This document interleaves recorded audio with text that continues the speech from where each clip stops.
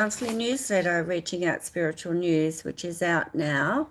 And so I just want to tell people what's in the newsletter this month. I've been putting it out for years just to help people to step into their own gifts and to feel more informed about what's happening in the spiritual world, and mostly how to take control of your own spirituality and to keep yourself protected, grounded, and able to live in the physical world while being spiritual. And that's the theme of this month's newsletter. The address to find it is on the description, but it's on Blogger, so I do blog it.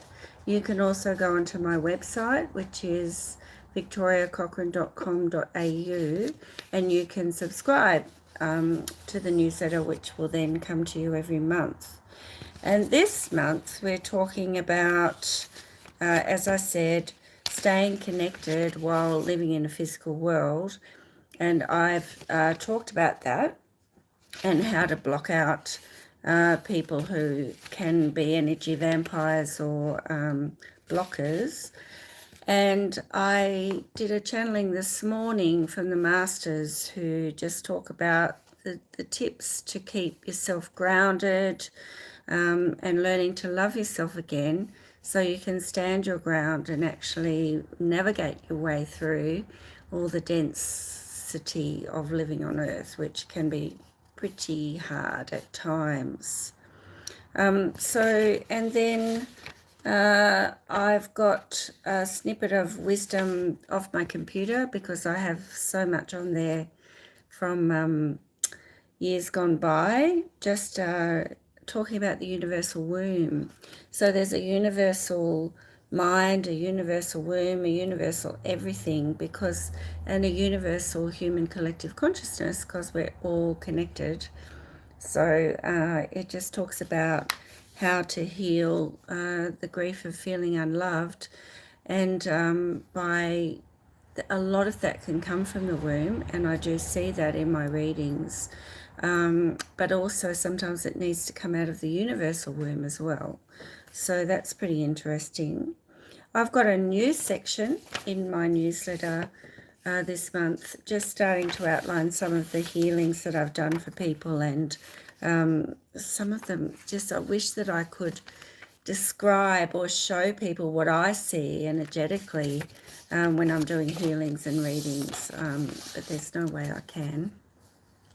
And in the last word, I have started just downloading from the web. So I do actually also take things from the web just to keep people informed about different things, and I reference them fully. Last month was what does seeing a butterfly mean? So this one's what does seeing a bee mean? So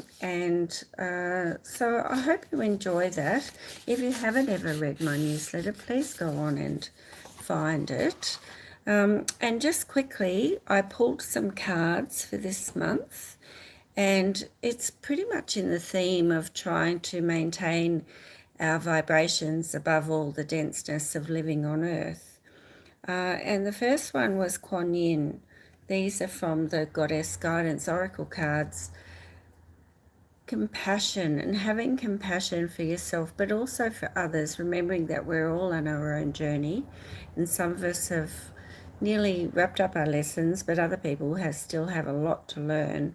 So releasing judgments about ourselves and others, and just allowing others to get on with their journey while we just maybe need to maintain our distance or to withdraw our energy so that we don't get drawn in. But focusing on the love and light that is within everything, and so choosing love and peace. And I do talk about that in my article this month, about not engaging with people who are negative or who are trying to bring others down or you down. Just that's drama. Just disengaging from the drama and just protecting your own energy. You know, when we give judgments or we make comments, we can get really dragged into something pretty nasty and uncomfortable, and it's just downhill from there. So it's best to just maintain your inner goddess or God with if you're male, and just really just dance your own tune, protect your energy, send love, because that's always a really healing thing to do, and just make sure that you're in integrity and making sure that you are being the best that you can be and aligned to your own truth, and let others battle their way through their mistruths. And the last one is, even if you have had a falling out with someone or a breakup or whatever's happened that has distanced you from other people, that everything happens for a reason, and that the love you shared will always be there. And it's like it's not the person, it's just the behavior, say, so that you just always have something there that has enriched you somehow and helped you to grow and to learn about yourself as a person, and as a spiritual being. So quite often when we've been through terrible things with people, we can thank them for the lessons, that we're never going back there and that we know that we never want to engage with them again, but they've taught us something very important about ourselves. So very important to think about those things as we navigate this thing called life, that has its ups and downs, and good times and really awful times, but just always maintaining our integrity and knowing that every day is a gift. We're here for a reason, and that we are in control. And Creator's message, a word from Creator on the front today, is life is not something that should be perceived as happening to you. Nothing will ever change in your life if you don't believe it can. It will also not change without conscious thought or action on your part. We are co-creators.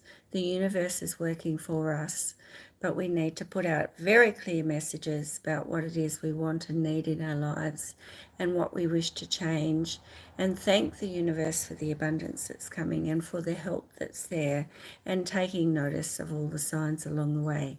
I am Victoria Cochrane. Much love to you all, and I'll see you next month for another spiritual, Reaching Out Spiritual News video blog. Bye for now.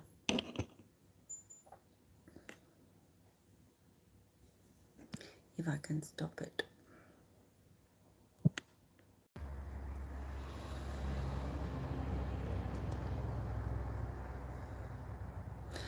And first time I've gone live, so I don't know how to do that.